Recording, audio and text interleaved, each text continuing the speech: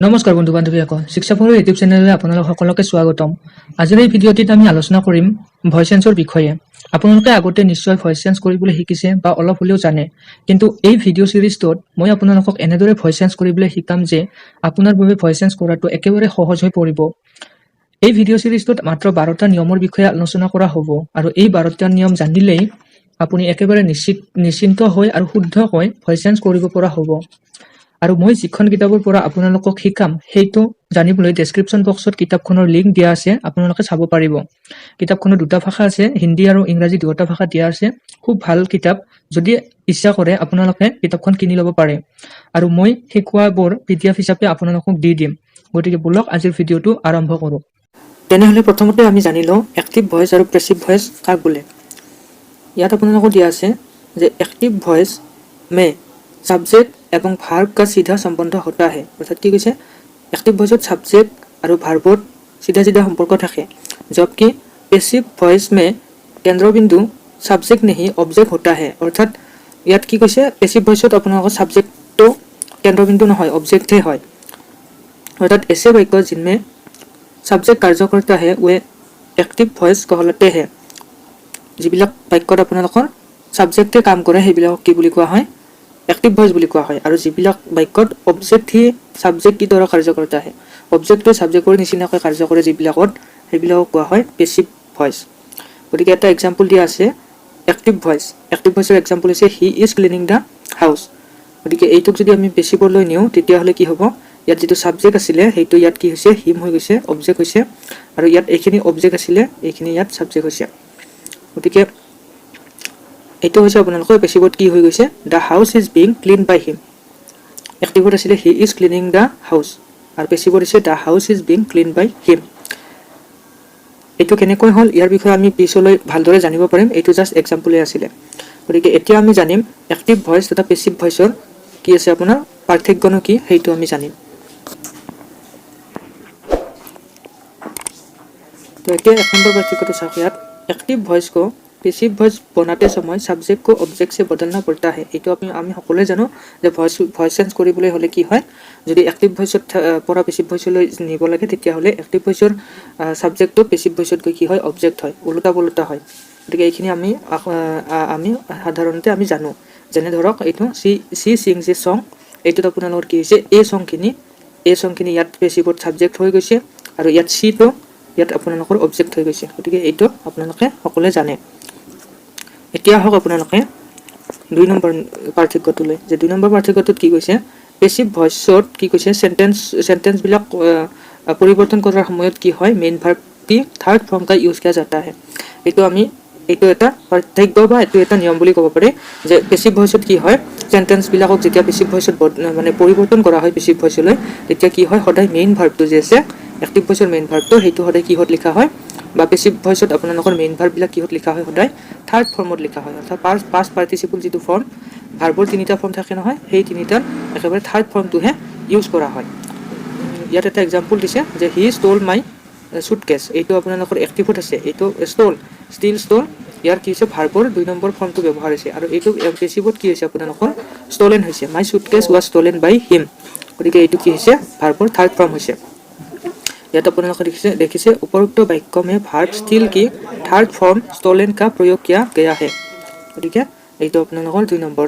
আপোনালোকৰ নিয়ম বুলি ক'ব পাৰি বা পাৰ্থক্য एक्टिव আৰু পেসিভৰ পাৰ্থক্য বুলি ক'ব পাৰি।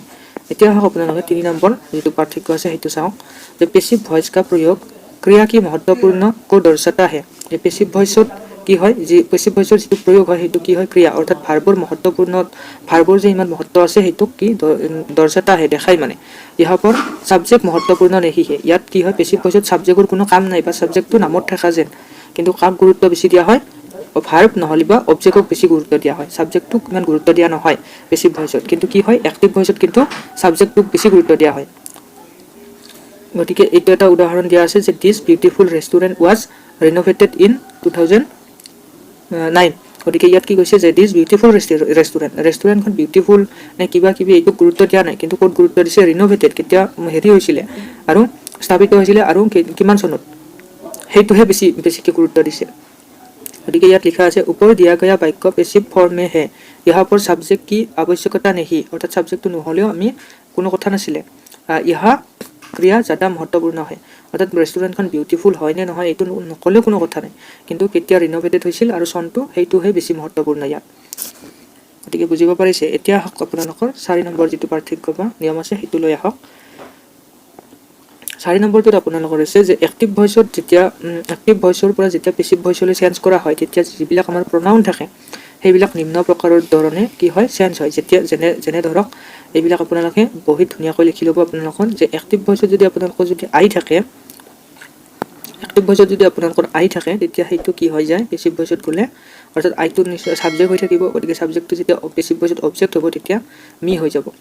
যদি আপোনালোকৰ কি থাকে উই থাকে এইটো আপোনালোকৰ যদি এক্টিভ ভইচত যদি উই থাকে তেতিয়া সেইটো আস হৈ যাব সাবজেক্ট হিচাপে যদি ইউ থাকে তেতিয়া ইউ হৈ হ'ব যদি এক্টিভ ভইচত ডে থাকে তেতিয়া পেছিভ ভইচত চেঞ্জ কৰিলে সেইটো হ'ব ডেম আৰু আপোনালোকৰ হি থাকিলে এইটো হিম হ'ব আমি ওপৰত এটা সেন্টেন্স পাইছিলো হি থকা he is cleaning the room he is cleaning the house is being clean by him গতিকে হি আছিল প্ৰথমতে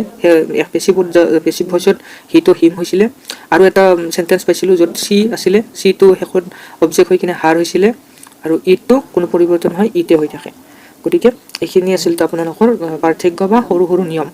আৰু ইয়াত এটা নোট বুলি দিয়া আছে যে ভয়েস বদলতে সময় কভি টেন্স সেন্স नहीं होता অৰ্থাৎ কি কৈছে আপোনালোকৰ যেতিয়া এক্টিভ ভয়েসৰ যেটো সেন্স থাকিব অৰ্থাৎ এক্টিভ ভয়েসটো যদি প্ৰেজেন্ট টেন্সত থাকে তেতিয়া হলে পেছিভ ভয়েসটো হতে প্ৰেজেন্ট টেন্সতে থাকিব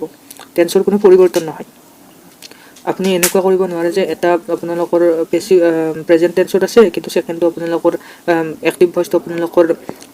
আপোনালোকৰ ক'ত আছে প্ৰেজেন্ট টেন্সত আছে আৰু আপোনালোকে পেছিভ ভয়েসটো আপোনালোকে কি পাষ্ট টেন্সলৈ লৈ গৈছে তেনেকুৱা হ'ব নোৱাৰে গতিকে এইখিনি আপোনালোকৰ আছিলে সৰু পাৰ্থক্য এক্টিভ আৰু পেছিভৰ সৰুকে ধাৰণা এতিয়া আপোনালোকৰ আহিব মেইন আপোনালোকৰ যিখিনি মই 12টা নিয়মৰ যিকেইটা কথা কৈছিলো সেই 12টা নিয়ম আছে এই 12টা নিয়ম एक्टिव वॉइस से पैसिव वॉइस बनाते समय निम्न नियमों का अध्ययन करना आवश्यक है এইখিনি হৈছে আপোনালোকৰ এতিয়া এইকেইটা হৈছে আপোনালোকৰ নিয়ম এইটো হৈছে আপোনালোকৰ ৰুল নম্বৰ 1 গতিকে ৰুল নম্বৰ 1 এইটো প্ৰেজেন্ট টেন্স অৰ্থাৎ প্ৰেজেন্ট টেন্সত থকা যিবিলাক আপোনাৰ এক্টিভ ভয়েসৰ যিবিলাক সেন্টেন্স আছে সেইবিলাকক এক্টিভৰ পৰা পেছিভলৈ নিলে কি হ'ব এই প্ৰথম ৰুলটোৰ পৰা আমি সেইখিনি জানিব পাৰিম এইখিনি আপোনালোকে কি কৰিব ধুনীয়াকৈ বহিত বা আপোনালোকে নোট কৰি ল'ব নহতো বা মোৰ পিডিএফটো দি দিম আপোনালোকক পিডিএফটো ডাউনলোড কৰি আপোনালোকে ধুনীয়াকৈ লিখি ৰাখিব গতিকে চাওক এতিয়া টেন্সটো দিয়া আছে ইনডেফিনিট ধৰক প্ৰেজেন্ট ইনডেফিনিট টেন্স গতিকে ইনডেফিনিট টেন্সত যদি আপোনালোকৰ যদি সাবজেক্ট ভাৰ্বৰ লগত সদায় এছ বা ইএছ আহে আৰু অবজেক্ট গতিকে হি ইটস এন আপেল এইটো সদায় কি হৈ যাব পেছিভত গ'লে অবজেক্টটো আহিব মানে কি ইয়াৰে এক্টিভ ভয়েসৰ অবজেক্টটো ইয়াত অবজেক্ট হিচাপে সাবজেক্ট হিচাপে আহি যাব তাৰপিছত এম ইজাৰ আহিব আৰু ভাৰ্বটো যিটো থাকিব সেইটো কি হ'ব থাৰ্ড ফৰ্মটো হ'ব ধৰক ইয়াত যদি এক্টিভ ভয়েসৰ ডু থাকে তেনেহ'লে ডু ডিড ডান গতিকে ভাৰ্বৰ যিটো থাৰ্ড ফৰ্ম থাকে সেইটো হ'ব তাৰপিছত বাই আহিব আৰু সাবজেক্টটো ইয়াত হৈ যাব অবজেক্ট হিচাপে যাব গতিকে এইখন আপোনালোকৰ চাৰ্ট গতিকে প্ৰেজেন্ট টেন্সৰ চাৰ্ট এইখিনি আপোনালোকে মনত ৰাখিবই লাগিব যদি এইখিনি মনত নাৰাখে তেতিয়াহ'লে আপোনালোকে ভয়েস চেঞ্জ কেতিয়াও কৰিব নোৱাৰিব গতিকে এতিয়া হওক কন্টিনিউয়াস টেন্সলৈ কন্টিনিউয়াস টেন্সৰ যেটো সেন্টেন্স স্ট্ৰাকচাৰ আছিল হেতু আছিল কি এক্টিভ ভয়েসৰ স্ট্ৰাকচাৰটো হৈছে subject plus am is am are plus আপোনালোকৰ ভাৰ্ব 1 ভাৰ্বৰ প্ৰথম মানে ফাৰ্স্ট ফৰ্মটো তাৰপিছত আছিল আইএনজি তাৰপিছত আছিল অবজেক্ট গতিকে ইয়াত এটা এক্সাম্পল দি দিছে আপোনালোকক he is watering the plants গতিকে এইটো সেন্টেন্স এতিয়া আপোনালোকে পেছিভত যাব পেছিভত গ'লে এই সেন্টেন্সটোৰে আপোনালোকৰ স্ট্ৰাকচাৰটো এনেকুৱা ধৰণে হ'ব যে অবজেক্টটো কি হ'ব সাবজেক্ট হিচাপে যাব মানে সাবজেক্টৰ জাগা ল'ব তাৰপিছত আপোনালোকৰ ইজ এম আৰ খিনি আহি থাকিবই তাৰপিছত পেছিভত গ'লে এই বিংটো আহি যায় নতুনকৈ বিংটো আহিব আৰু ভাৰ্বটো আপোনালোকৰ কি আছিল ভাৰ্ব 1 আছিল মানে ফাৰ্স্ট ফৰ্মত আছিল আৰু পেছিভত গ'লে আপোনালোকৰ কি হ'ব ভাৰ্ব থাৰ্ড ফৰ্মত গুচি যাব আৰু তাৰপিছত আপোনালোকে বাই লগাই দিব বাই লগাই দিয়াৰ পিছত এতিয়া আপোনালোকৰ যেটো সাবজেক্ট আছিল সেই সাবজেক্টটো ইয়াতে আহি যাব অবজেক্ট হিচাপে বা সাবজেক্ট বুলি লিখিছে ইয়াত কিন্তু ইয়াত পেছিভ ভয়েসৰ কাৰণে এইটো কি হ'ব সাবজেক্ট হ'ব অবজেক্ট হ'ব গতিকে এইটো হ'ব কন্টিনিউয়াস এইটো আপোনালোকৰ আছে কন্টিনিউয়াস এতিয়া হওক পাৰফেক্ট টেন্স পাৰফেক্ট ইয়াত পাৰফেক্ট টেন্সত যেতিয়া আপোনালোকৰ সেন্টেন্সৰ যেটো স্ট্ৰাকচাৰ আছিল হেতু আছিল কি আছিল সাবজেক্ট প্লাস হেজ বা হেভ আছিল আৰু ভাৰ্বৰ যেটো আছে থাৰ্ড ফৰ্মত আছিল আৰু অবজেক্ট আছিল এতিয়া চাওক এটা এক্সাম্পলটো চাওক ইয়াত এক্সাম্পলটো আছে the doctor has examined the patient doctor has examined the patient গতিকে ইয়াৰো আপোনালোকৰ কি হৈছে সেন্টেন্সৰ ষ্ট্ৰাকচাৰটো পেছিভত কি হৈছে অবজেক্টটো আহিছে মানে ইয়াৰ অবজেক্টটো ইয়াত সাবজেক্টৰ জায়গা লৈছে আৰু হেজটো আহিছে আপোনালোকৰ আছে ইয়াত এটা নতুন বস্তু আহিছে কি বিন আহিছে তাৰপিছত আপোনালোকৰ বিন প্লাস ভাৰ্বটো থাৰ্ড ফৰ্মতে আছে তাৰপিছত বাই লগাইছে আকৌ কি হৈছে সাবজেক্টটো আহি গৈছে মানে এক্টিভ ভয়েসৰ সাবজেক্টটো পেছিভ ভয়েসত গৈ কিনে অবজেক্টৰ জায়গা লৈছে গতিকে আপোনালোকৰ যেটো এক্সাম্পল আছিল হেতু কি হৈ গৈছে দা পেশেন্ট ইয়াত কি আছিল দা পেশেন্টটো অবজেক্ট আছিল ইয়াত সাবজেক্ট হিচাপে ব্যৱহাৰ কৰিছে চাওক the patient has been examined by the doctor বুজি পালে গতিকে ইয়াত আপোনালোকৰ এইটো ফৰ্মত আপোনালোকৰ কি হ'ব এইটো হৈছে ৰুল নম্বৰ 1 গতিকে প্ৰেজেন্ট টেন্সত আপোনালোকৰ এইখিনি বস্তু যদি এক্টিভ ভয়েসত যদি এনেকে থাকে পেছিভত এনেকুৱা হ'ব আৰু যদি আপোনালোকৰ পেছিভত যদি দিয়া থাকে তেতিয়া হলে এক্টিভ ভয়েসৰ ফৰ্মটো এইটো হ'ব গতিকে আপোনালোকে এই সেন্টেন্স ষ্ট্ৰাকচাৰখিনি আপোনালোকে মনত ৰাখিবই লাগিব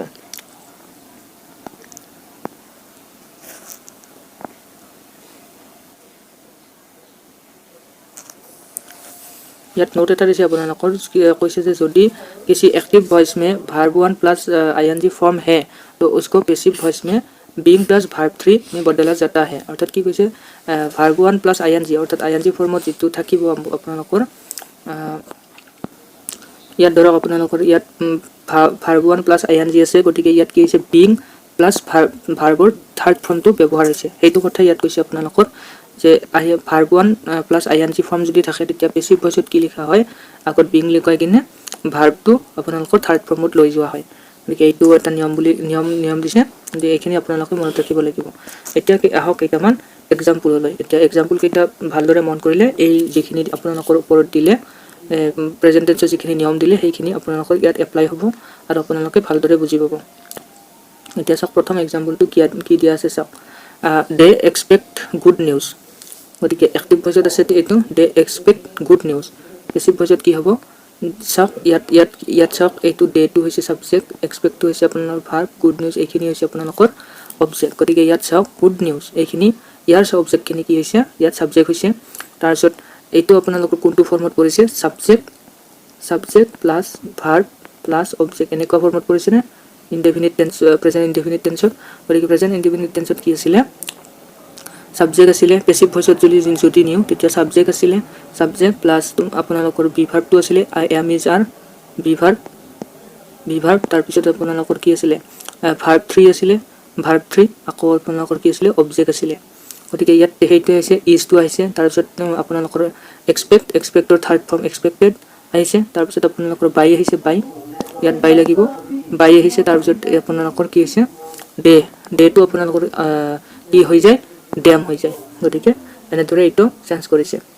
সেকেন্ডটো চাওক আপোনালোকে the gardener is watering the plants গতিকে চাওক এটা কি কৈছে পেছিভত the plants are being watered by the gardener এইটো আপোনালোকৰ দ্বিতীয় কন্টিনিউয়াস টেন্সৰ এইটো এক্সাম্পল 3 নম্বৰটো দিছে উই হ্যাভ পেইন্টেড দা ডোৰ গতিকে এইটো কি হ'ব the door has been painted by us কি হৈছে উই থাকিলে আস হয় বুজি পালে গতিকে সাবজেক্টত যদি উই থাকে হেতু পেছিভত গলে অবজেক্ট হৈ কিনে আস হৈ যায় 4 নম্বৰটো দিছে দা টিচাৰ কাৰেক্টস আৱাৰ নোটবুক তাৰপিছত কি হ'ব এইখিনি কি হ'ব এইখিনি অবজেক্ট আৰু এইটো হৈছে ভাৰ্ব আৰু এইটো হৈছে সাবজেক্ট গতিকে কি হৈছে ইয়াৰ সাবজেক্টটো কি হৈছে অবজেক্ট হিচাপে গৈছে আৰু ইয়াৰ অবজেক্টখিনি ইয়াত সাবজেক্ট হৈছে our notebook is corrected by to আহি যায় by the teacher গতিকে এইখিনি হৈছে নিয়ম এক্সাম্পল এটা 5 নম্বৰ এক্সাম্পলটো চাওক এটা ইম্পৰ্টেন্ট এক্সাম্পল আছে যে আই গো টু টেম্পল এনেকুৱা বাক্যৰ কিন্তু নো পেছিভ মানে পেছিভত নিব নোৱাৰে ধৰক ইয়াত কি কৈছে আই গো টু টেম্পল মই কি হৈছে যাও এতিয়া এটোটো এনেকুৱা হ'ব নোৱাৰে যে মোৰ দ্বাৰা মন্দিৰটো যোৱা হৈছে এনেকুৱা উল্টা হৈ যাব গতিকে এইটো এনেকুৱা ধৰণৰ সেন্টেন্স বিলাক পেছিভ কৰিব নোৱাৰে